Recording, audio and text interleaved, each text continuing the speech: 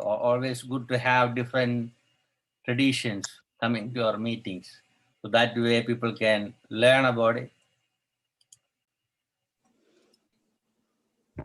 And here I like to invite our longtime friend, Professor Dr.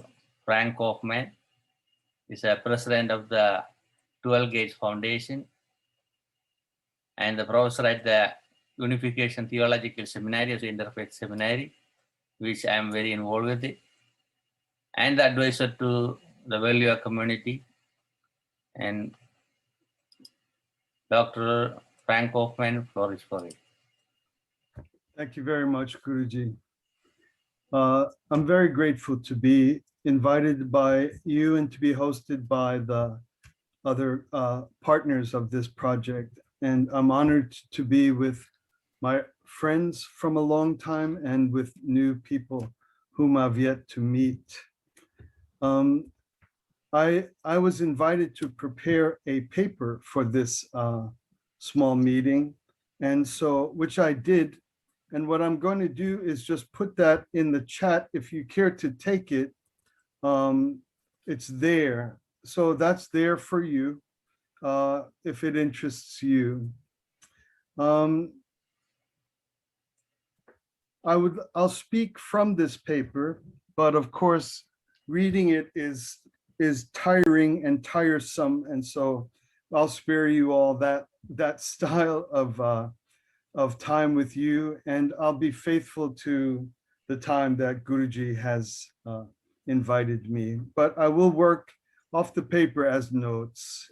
The first thing I'd like to say is that I'm humbled, I'm grateful to all of you and especially to Guruji and the hosts of this. I'd also like to humble myself in front of your respective founders and gurus and saints of your tradition, because you are the ones who have inherited and manifest that lineage in your work and in your life. And so the world is blessed by you. I understood that this meeting is an interfaith meeting in the context of World Day, of Earth Day. And so I created my thoughts along the lines of these two matters and how they relate: interfaith and environmentalism. The beginning part of my paper, I talk about the rise of the worship of science. I myself think that it began in the 16th and 17th centuries. At the end of the 19th century, it had another strong kickstart, and it has avalanched with ever greater and relentless juggernaut of force from the late 19th century until the present moment. So the world of science has come to dominate the fascination and the imagination of people of the present time. This has come, in my feeling, at the expense of spiritual insights, spiritual wisdom, and spiritual traditions. And I think this is a dangerous reality.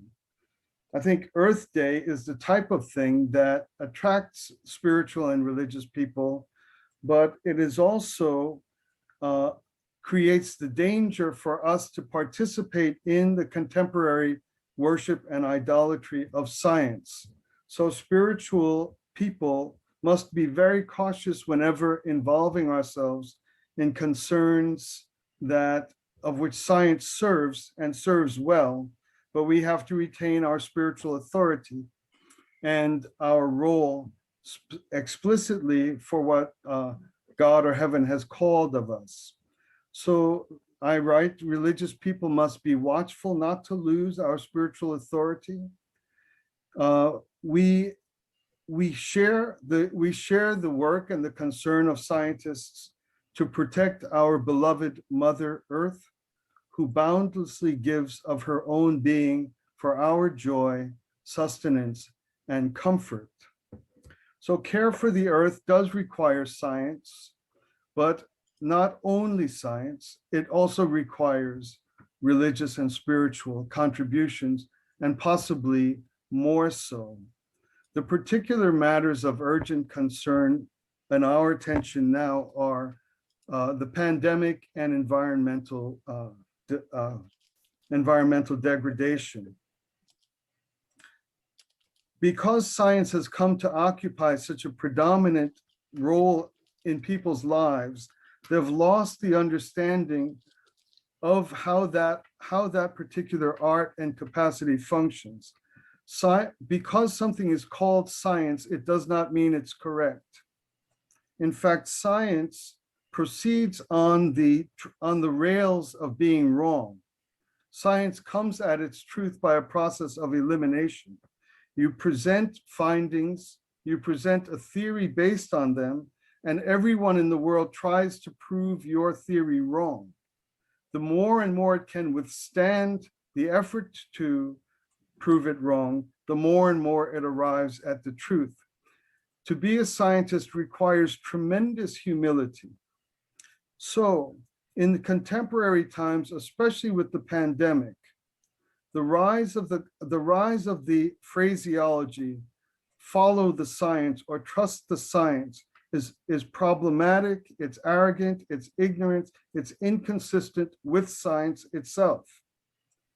And for a year, we've had to watch petty journalists yell and scream at doctors and political figures demanding instant and thoroughgoing knowledge of something that never appeared on Earth before.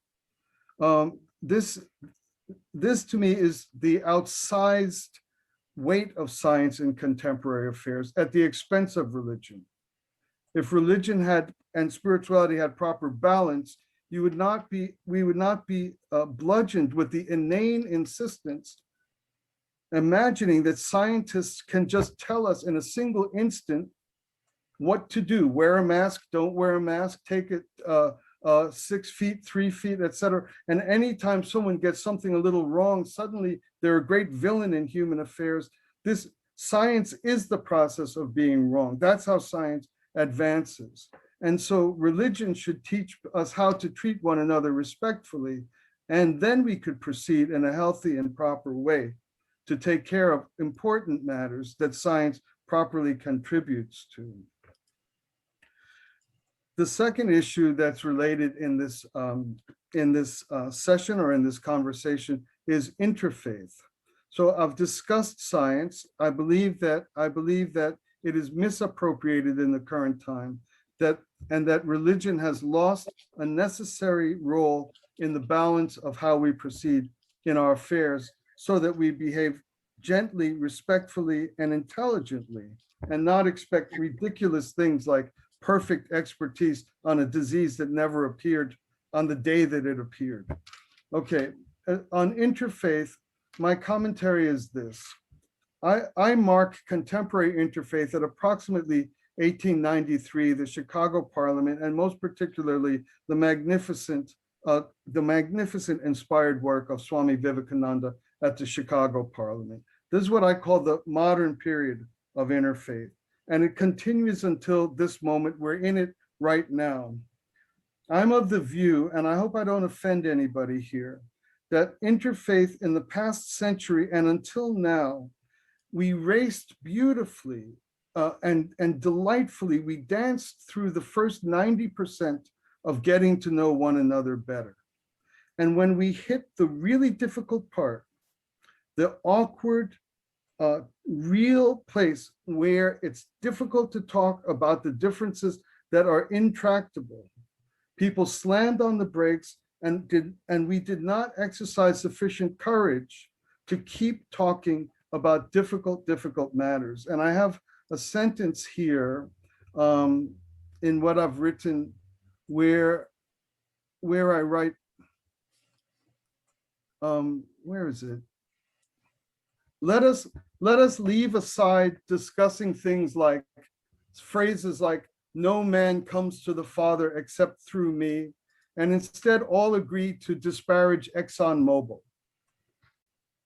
It's a kind of it's like it's going back to pleasantries or back to niceties.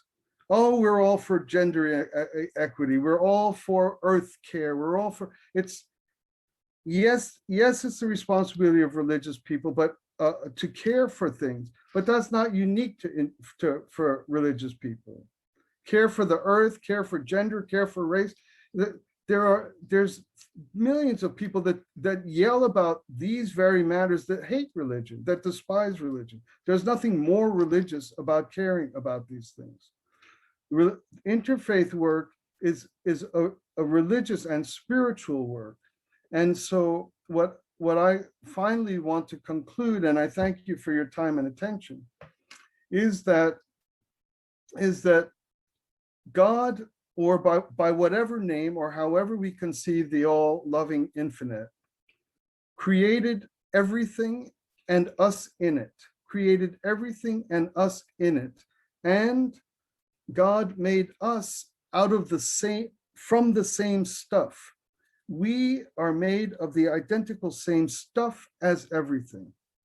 So if what we can do as spiritual leaders and as interfaith leaders is not put ourselves under the position of scientists, but contribute on equal footing to what scientists are doing in a beautiful way.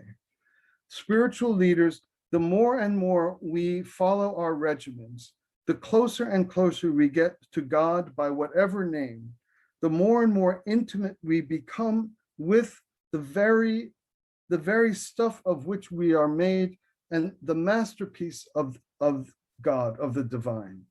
Once we are in touch with that masterpiece, it becomes impossible for us to do harm environmentally. Where interfaith comes in is that the spiritual traditions, if we fight or if we're disingenuous with one another, no one will listen to what spiritual people have to say. That's what interfaith is about.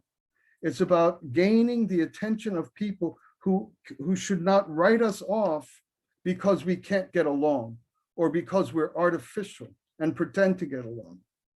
We have to genuinely get along so that the people need to hear from us, because what we introduce is the capacity to produce human individuals who can't do environmental harm.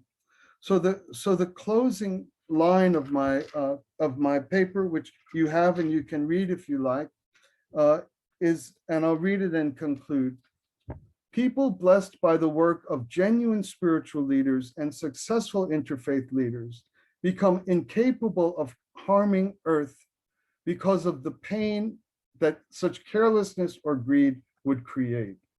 Harming something so good, vulnerable, and trusting as our dear Mother Earth would sear our divinity with such torment that harm for selfish gain would be impossible to contemplate. Only religious people can bring people up to this status. And so we must hold our ground and be courageous in our efforts to harmonize with one another, because the voice of spiritual leaders must be heard.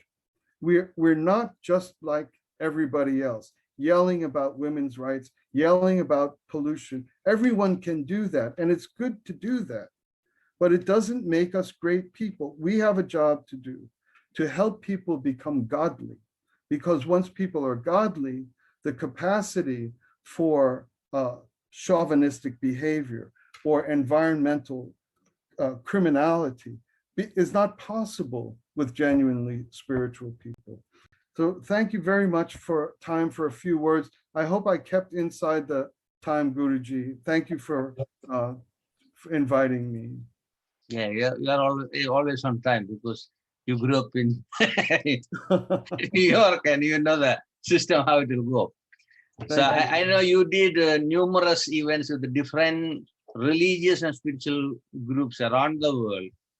And you led more than 35, 40 years for events, back to events in different countries. I appreciate all of your work. So we'll be in touch very soon. Thank you for your support. Thank you very much. Next speaker